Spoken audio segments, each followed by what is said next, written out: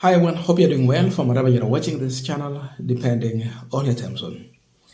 Now, Moses Kuria, who happened to be a CS who was fired by President William Ruto, yesterday called for a press conference, and in that press conference, he alleged that DCP is planning something sinister around the Gen Zs, the Sabasaba.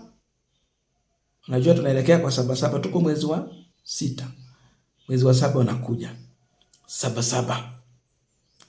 And the court case about Rigathi Gachagwa's impeachment. There is a case that is still going on where Gachagua is challenging his impeachment. The ruling is yet to be made.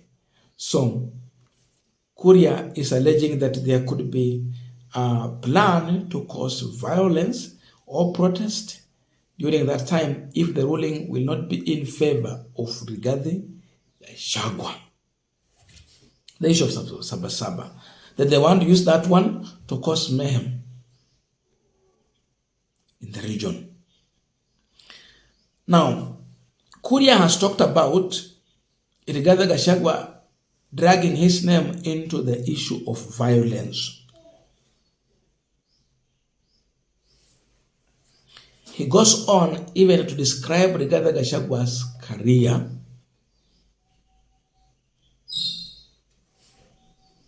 something he described as a colorless career. That Gachagua just served as a DO and retired as a DO. If you compare that with himself, he has served locally and internationally, being promoted and growing his career like that. So even bring in the issue of professionalism, that Gachagua wanted to destroy his reputation when indeed he has a good track record. There is something that Kuria is trying to achieve in this press conference. So first of all, I wanted to listen to Moses Kuria describing Gachagwa's career, then going at the end of the video to talk about the issue of violence, the plan, the preparedness, and the areas that he thinks are the gray areas that is going to influence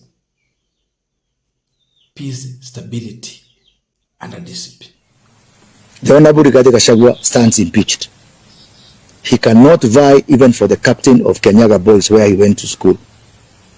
And so therefore, I do not see why my region has suffered violence in the past when we did not have a presidential, when we had a presidential candidate. Again, we suffer now for Kalonzo Musyoka. Let Kalonzo Musyoka ban Machakos. Let him ban Kitui. Let him ban Wate. Let Matiang'i ban Kisii. Why is Rigathi Gachagua carrying the burden for all these people? And you know what? The reason I am adamant with my political position, some of those people, his colleagues, are talking to us, wanting to join our government, wanting to form a coalition with us. Why would I go to them only to come back to government? That's a very wrong route to take. I don't need to go to Kalonzo, then Kalonzo comes and makes a deal with William Ruto. I want to go to Matiang'i, then Matiang'i comes and makes a deal with William Ruto. I want us to understand why Kuria called for this press conference. What was the aim of this press conference? That is a discussion I would want us to have.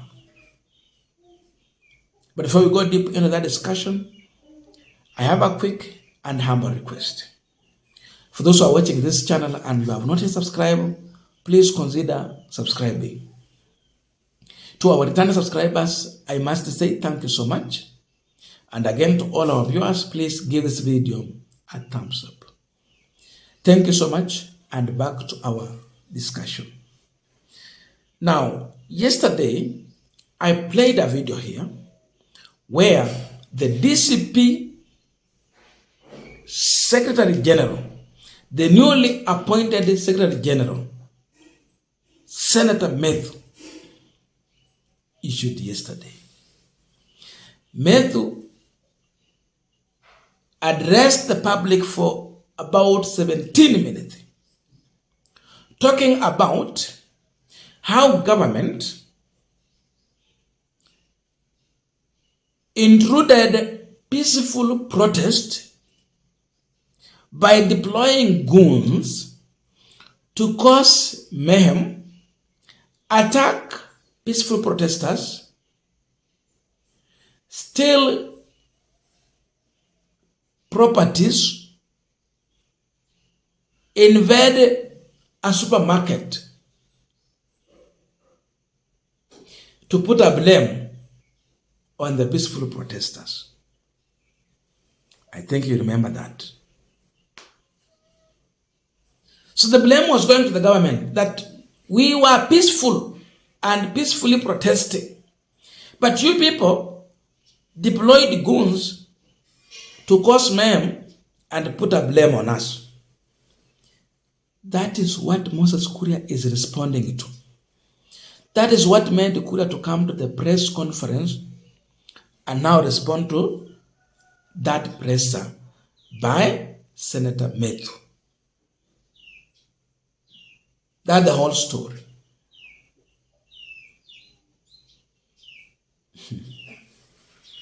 And that's why it goes on now to talk about even Gachagwa's career. First of all, on the issue of career, I can say, hata kama unapenda Gachagua ama haumpendi,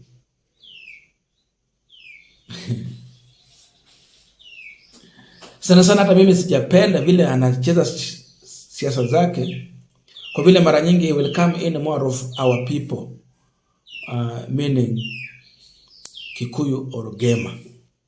He is more of our people and not more of Kenyan people. So to become that national figure, it becomes a problem to him.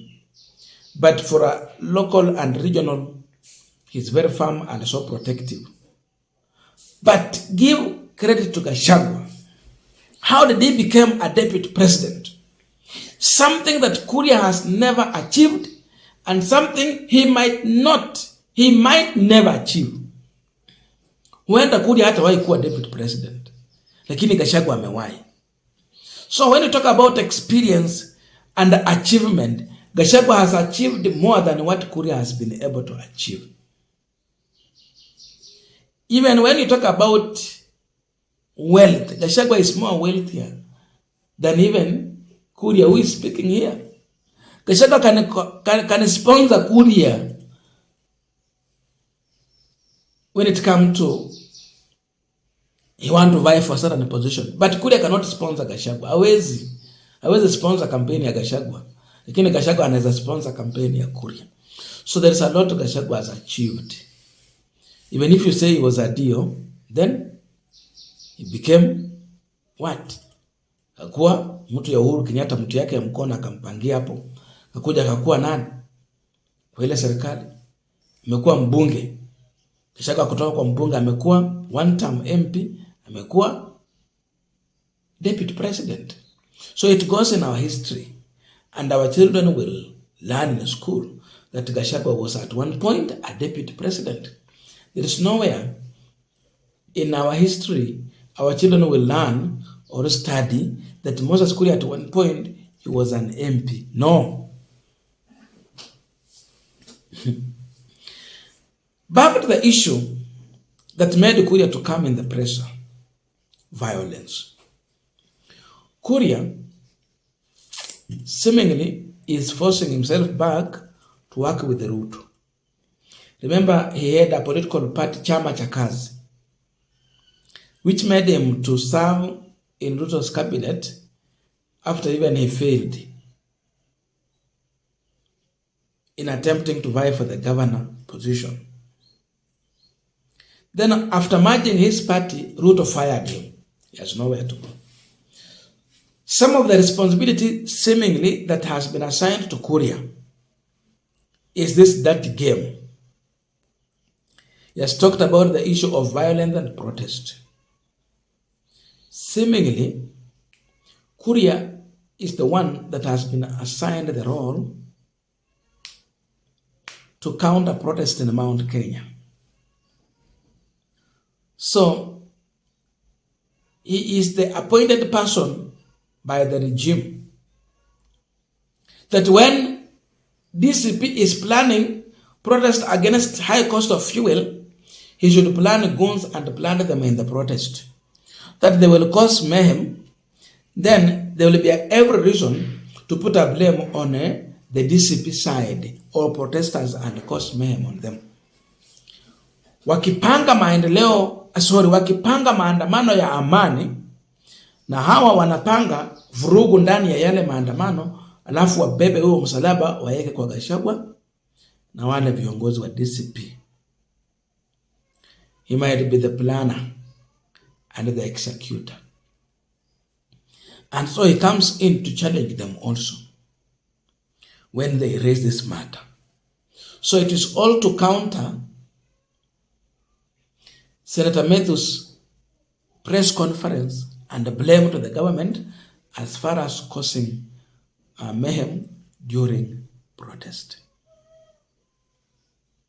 That is the reason.